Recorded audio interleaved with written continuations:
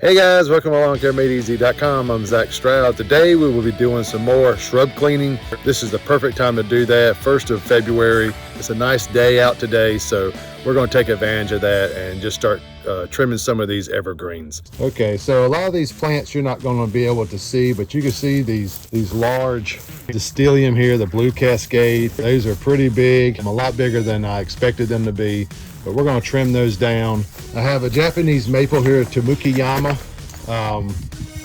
We're probably not going to do much of that. I might take a little bit off the edge of this one. We just rescued a dog a couple months ago and it was running in and out of here, so it broke a few limbs off. So we're going to tighten those up, cut those, and make sure there's a good cut there. That way there's no diseases. I have some spirea here. I have 4 of those that we'll be trimming back. I'm going to trim those back a good bit this year. I'm not really sure if I'm going to take them out or not, but I'll make that decision as we get closer to spring.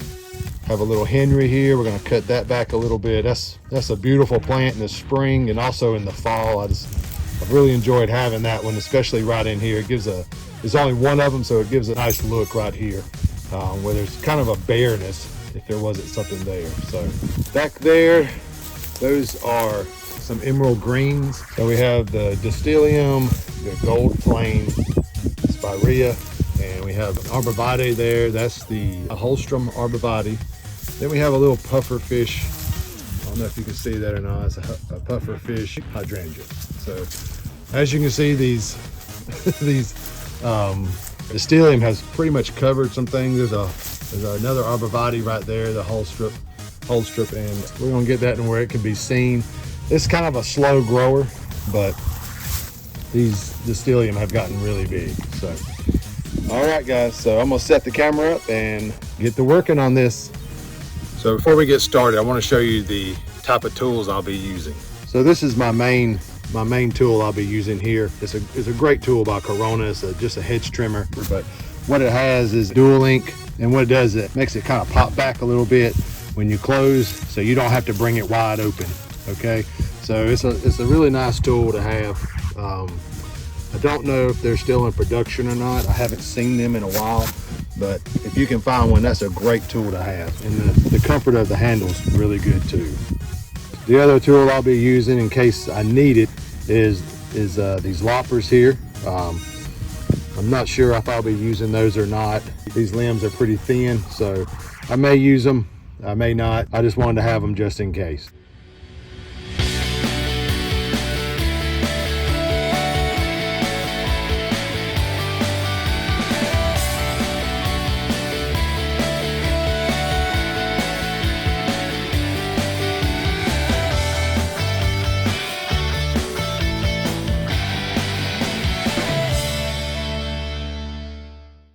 Okay, so this is the first one I trimmed.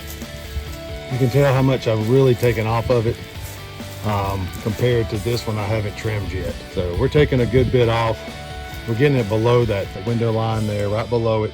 That way we can see out the window, and just cleaning that up. Now, I did not expect the blue cascade to get this big. It said about 5 feet. So, you know, sometimes it can get that tall and sometimes it can't. We were thinking about putting in the cinnamon girl Dystelium, but I don't think it would have gotten big enough. But I like them, especially during spring when it puts on its new foliage. It's a beautiful blue color, and these are very, very tolerable to drought. So that's kind of what I needed. And it's right here in the full sun. We had lost a tree here probably about 3 years ago, and that was shading this up a good bit, but now at its full sun, these plants have really taken off. So I'm gonna finish trimming these up right here, and then we're gonna move to the barberries, get those trimmed down pretty good, and just free that whole strip back there, that arborvitae, and that way it can get some sun and start to grow a little better. That's only going to get about 8 feet, so it's going to be right up under the gutter there, and I think that'll look really nice. It has a nice background.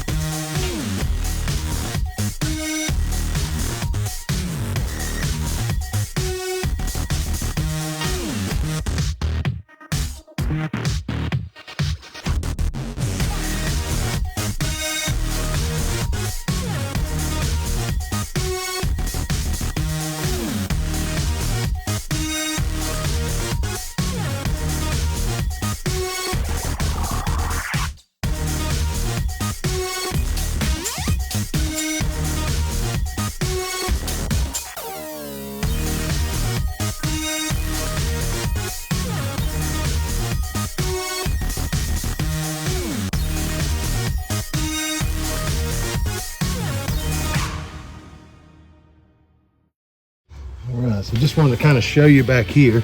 It was just all over the window and everything. These are kind of cut down nicely now. That looks really good. As you can see here, how much it just opened up the house a lot better. It just looks so messy, and once you trim them down, they look beautiful. And by cutting them this time of year, 1st of February, you'll still be able to get some of those flowers growing on them pretty soon. You'll be able to see the small flowers budding out, and that's a really pretty look, especially with the new foliage. All right, so got those cut down. I'm gonna start on the barberries, which is very painful. Very painful, but we'll get through it. I have some gloves, so we're gonna cut those down. We're probably gonna cut those down probably about 2 feet, get those kind of cleaned up also.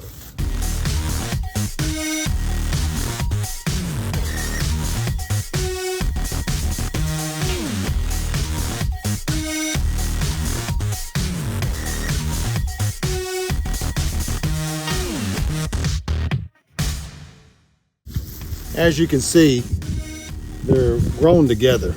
Okay, so what I want to do is just kind of separate them. But the way I'm cutting them, I'm going to separate them and let them grow back out again, and they'll be even more flush with foliage this time.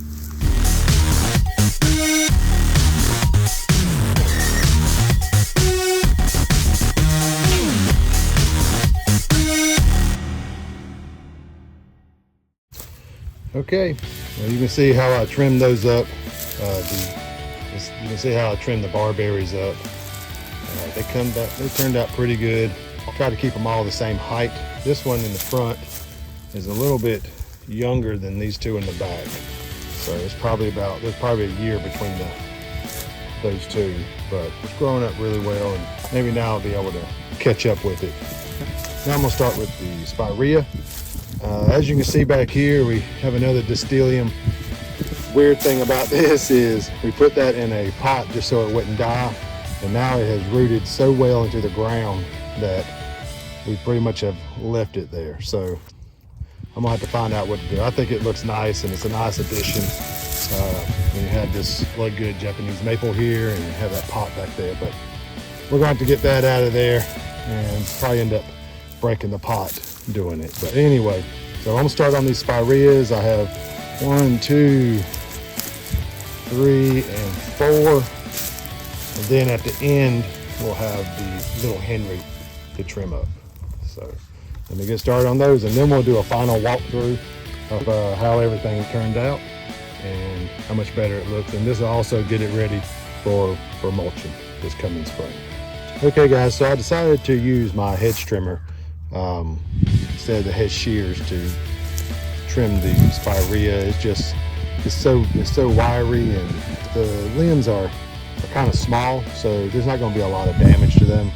I usually don't like using those just because there is a lot of damage. The cuts aren't as smooth as they are on a hedge shear when you're using those, as you can see here. But I think there'll be minimal damage by using the hedge trimmer, and I think it'll be okay. So I'll show you what it looks like afterwards.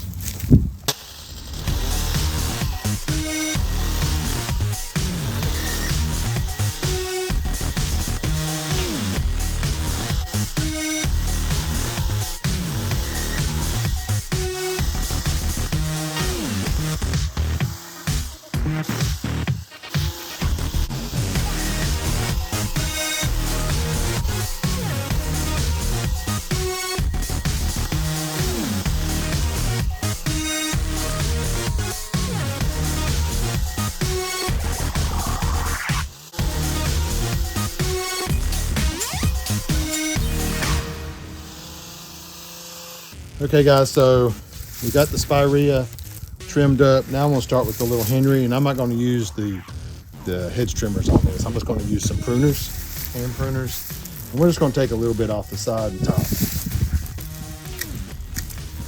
doesn't need a lot of pruning, just needs to be shaped up a little bit for the year. It's probably about 3 years old, and it's grown really nicely here, especially with the Tamukiyama. That should pretty much do it. But I wanted to show you in here, where I showed you earlier in the video, where we had adopted a dog or rescued a dog, and she'd come through here and she'd broken off some of these limbs because she liked to lay in there during the summer. So what I'm gonna do is just kind of cut these off right here so they won't get any diseases. And I'll probably come back here because we have a node right there. It's probably gonna start growing out. Get us a nice cut there. Let's cut this one all the way off. And we'll cut this one back. Maybe we can get some growth out of that. Probably keep that right there. And we'll just let this one, let's go ahead and get this dead one here. Hopefully this one will start to grow out, and we'll get a nice branch on that. But if you ever have any broken limbs on a tree or even a Japanese maple, especially Japanese maples, it'd be good to cut them, because then it'll start to seal itself up. If it's split like that, a cut that's a break that's split, then you're really heading towards maybe a disease or something like that that's easily can get in that branch and hurt the whole tree. So okay guys, so this is the final walkthrough. You can see how far I took down the spirea, the blue cascade right there below the window sill. I like to keep it that low. Now you can see the home strip arborvitae you saw in the first video where it was kind of covered up. If I'm gonna wait a little bit longer to trim that puffer fish, I wanted to get a little bit warmer before I do that. We have some more frost coming in, probably next weekend I was told. So, but yeah, everything turned out really good. I think everything looks nice and clean. We're gonna get some of that, we're gonna get that grass out of there and get this kind of prepped for mulch, and probably end up doing some nice edging right here. Needs that again, kind of filled in. So all right guys, so just want to give you the final walkthrough here, and I think everything looks good. Don't forget to hit that like and subscribe button. Thank you guys, have a great day.